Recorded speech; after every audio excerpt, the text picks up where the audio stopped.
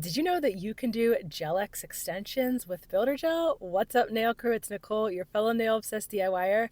I swore off gel-X extensions after about 2.5 years ago that I drove myself crazy trying to get them to be perfect.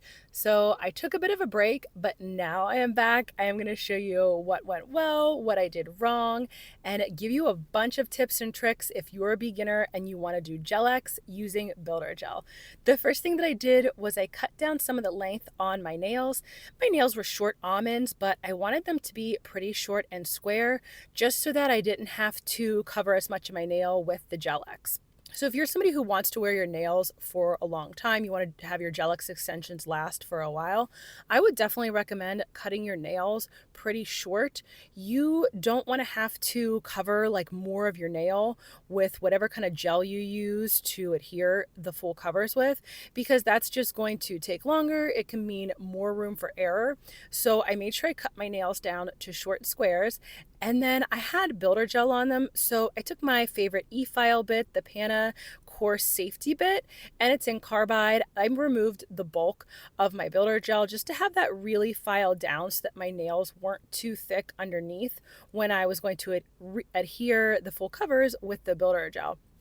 I am a huge fan of the e-file. I actually have not soaked my nails in acetone in like 4.5 years. I ended up with an allergy to acetone anyways, so I got very comfortable with the e-file. So once I got down a majority of the bulk of the Builder Gel, then I will go in with a sanding band. I love these little skinny sanding bands from Melody Susie. I get them in the higher grit, like the 240 or like 180 or something like that. And this way you can get right on your natural nails with them. You just have to very gently go on your natural nails. And then I make sure that I didn't leave any weird bumps in the Builder Gel that I filed off. So I took off a majority of the Builder Gel, not every single bit because you don't need to.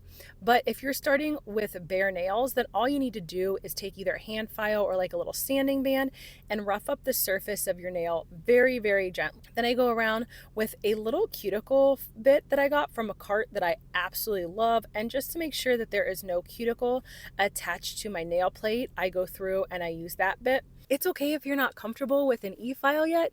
You can use a glass cuticle pusher and remove the excess cuticle that's stuck to your nail plate that way. I got that cute little flash cure lamp off the TikTok shop and I was trying it out for the first time, and spoiler alert, it works great and was cheap, so I was super excited about that. The one thing that you need to do before you jump into your gel-X is after you've prepped your nails, or even before, you want to make sure that you size all your tips correctly. So I'm using the Apres medium length natural nails in almond shape. I absolutely love the almond, and the reason that I use Apres is literally because it's the only one that has a size that will fit my thumb. So my thumb actually needs a 000, and they are the only company that I found that has one big enough to fit my huge hands. You want the tips to fit sidewall to sidewall. And if there's one that's a little too small, like your in-between sizes, go with the bigger size and file around the sides. For me, luckily, I did not have to do that because they all just fit really well, but I know a lot of people do have to fit them properly. Once you have the ones that you know fit your nails, then you go in and you etch the inside of the tip. That's actually going to help your tip stay on longer, which if you're somebody like me who wants to keep on their extensions for a really long time, that is a key step to getting that to stay. Once you've etched the inside of the tip with your e-file or hand file if you're not using an e-file, then I like to go through with primer and apply that to my tip as well. That's just going to help for better adhesion. And then you want to go onto your hands and you do dehydrator on all of your nails, and then I work one hand at a time for the next steps. So I do 2 layers of primer. I do thumb to pinky primer and then thumb to pinky again. That's going to help your extension stay. So when you're doing any type of gel on your natural nails, your gel needs something to adhere to. So if you don't put a primer down that leaves a sticky residue, some companies call it bond too, your extensions probably aren't going to stay, or if they stay, they're only going to stay for a short amount of time. time. So I personally would not skip that step. One step that I did skip was I did not apply builder gel down to my natural nails. So you can apply builder gel, a really thin layer, down to your natural nails first, and that's going to help the extension stay even more. Now, I wanted to see if I could get it to work without doing that. Since I already had like some builder gel down on my hands, I didn't want my nails to be any thicker than they needed to be. So what I did was I skipped that step of applying the builder gel down first. And this is the same if you're using some kind of nail gel glue that's specifically for extensions. It would be the same thing. You would put a thin layer of that down first and fully cure it. Then when you're actually applying the extension, so this is obviously the hardest part. This is what takes people so long to get used to because you don't want to get any gel on your skin. That was the hardest part for me, not getting any gel on my skin. You want to take the gel up just enough that it would cover your nail. So you apply a thin layer of the builder gel on the full cover tip. And then you put a little bit at the very end. So you kind of scrape off the excess builder gel, put that at the end. Then you want to apply the full cover tip onto your nail at a 45-degree angle, starting like at the cuticle. You gently push the full cover tip down, but keeping the back at the cuticle, like keeping that on your nail. The reason why you want to do that is because you want the gel to flow from your cuticle to the tip, and you don't want the gel to be squirting out on the sides. So that was for me for my left hand, because I'm right-handed. The left hand went really well. My ring finger, like I did not get the gel up far enough on my ring finger when I first applied it. And then I was like, oh, crud, it's never going to stay on. So I quick popped it off after a couple seconds of flash curing. And you have to flash cure or else the gel and the full cover isn't going to stay on your nails, right? You need to flash cure it like 5 to 10 seconds at a minimum. Some people like to do 15 to 20 on each nail. I did about 10 seconds. And what I did wrong on my ring finger was I didn't have the gel go all the way up to cover my fingernail.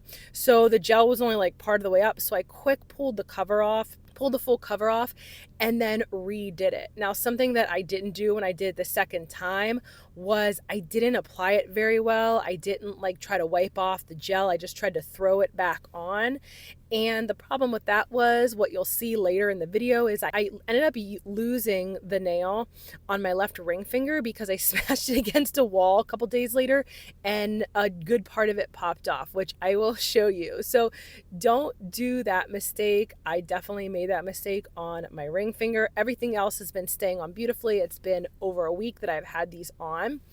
But the biggest thing that I feel like I struggle with, and that you probably will too, is figuring out how much gel you need to put on your full cover.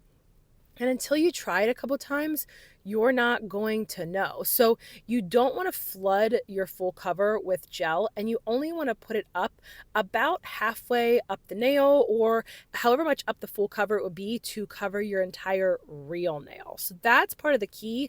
And then you just take that excess that's on the brush and kind of pull it off at the tip so that it has a little bit of extra to fill in the gap that's going to be between your natural nails and the full cover tip. If you've watched any of my videos before, you know I am super honest about the good, the bad, and the in between, the mistakes I make. One of the mistakes that I kept making on my right hand was I was not looking, and some of the gel was seeping out. I put too much gel in the full cover before I applied it to my finger, and some of it seeped out onto my skin. So I ended up having to file some of that out. It got just like right into my cuticle, which is a huge no-no. I know better. I just was like, honestly, I was rushing to do these, which I feel like I say in every video, I'm always rushing to get my nails done.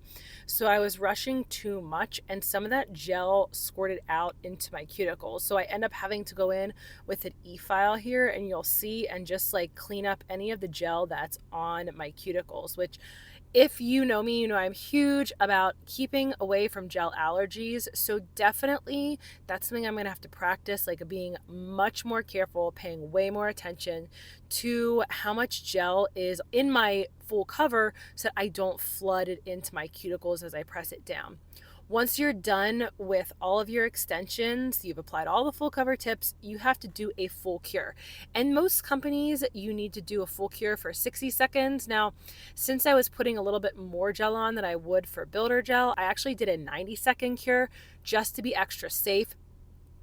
I am, again, super like concerned always about gel allergies. So I wanted to make sure that my gel was totally cured. So you have to make sure you have a flash cure lamp and a full cure lamp to do the Gel X extensions or full covers, whatever you want to call them. Once all of my nails were adhered, then I went in with my sanding band and roughed up the top of the surface because I was adding builder gel over top. So if you're not adding builder gel and you're just going to do regular gel or you want to dip right over them, I would still rough it up because you want whatever product you're putting on top, you want that to have something to adhere to. And the top of the gel tips, most of them are pretty slick. So we don't want our product just like flying right off the gel tips. Now I did that and then I went around my cuticles a bit, trying to make like see if I could get some of that gel that popped out, try to get that off. And then I was like, you know what, I'm gonna just do a little bit of shaping so that I can go in with a better e-file bit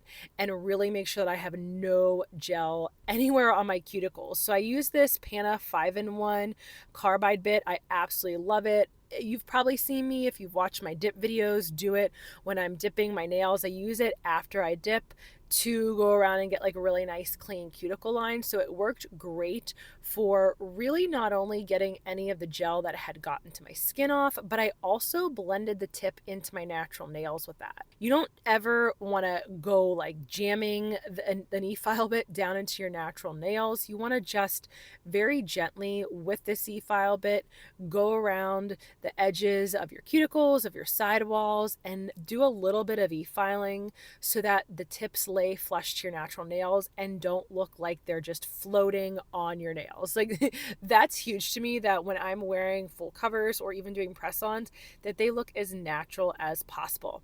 And once I'm done with all the filing, the buffing, the shaping, all that, making sure everything is good to go, that my tips look great, then you can go in and wipe your nails with alcohol, with isopropyl alcohol, and you go back in with your primer since you're going to be using builder gel. So anytime you're using a gel, it needs that sticky surface to adhere to. Some people do go right in with a gel base.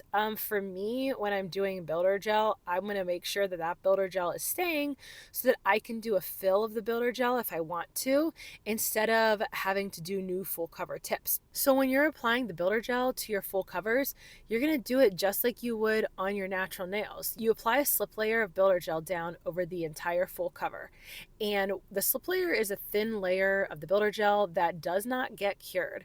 You want to keep it really thin so that then you can put a bead of builder gel back towards the back of your cuticles and then float it down your nail. Because the full cover tip already has a built-in apex, what's so nice about that is, yes, you still want to do, you want to work on building your apex with the builder gel, but you don't have to do as much work because the full cover tip does a lot of that work already for you, which I absolutely love that. Now, all of the builder gels that I'm using are from OG Dip Powder. So the one that I'd use to adhere my nails is the clear, OG's clear builder gel in a bottle. And then on my left hand, I use the pink builder gel in a bottle. And then on my right hand, I'm actually using this gorgeous pink, another pink. It's called Kiss from a Rose, and it's builder gel in a jar. And I wanted to show you that the application for builder gel when you're using a bottle versus jar is a little bit different. If you're just starting out and you're like, oh my gosh, I don't know if I can do all this gel, I'm just not sure like how it's gonna go, definitely I would recommend using builder gel in a bottle to start, because it feels more natural to use the bottle. Now that I've been doing my nails longer, I like the jar as well. It's just faster still, even now after like 4 years of doing builder gel, it's still faster for me to use the bottle than it is the jar. When you're doing builder gel in a jar, you have a separate brush. So that's what throws some people off with the jar, is that I'm a separate tool, and people are more used to doing like using some kind of nail applicator that's in the bottle, right? Like if you've polished your nails, if you dip your nails, if you do regular gel. So for me, I typically recommend, like I said, if you're new, start with builder gel in a bottle, and then once you're you're comfortable with that, jump to the jar, because you might find that you absolutely love the jar.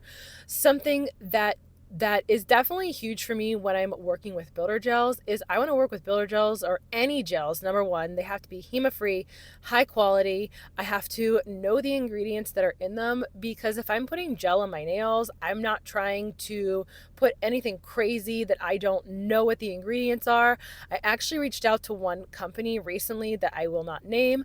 It is a huge company on the website that rhymes with Schmamazon, and they told me that they do not know the ingredients in their nail glue, and I was just mind boggled. How do you not know the ingredients in your glue? All the products that I'm using today are going to be linked in the description in case I ever forget to say it. Sometimes I definitely forget because I am insanely forgetful.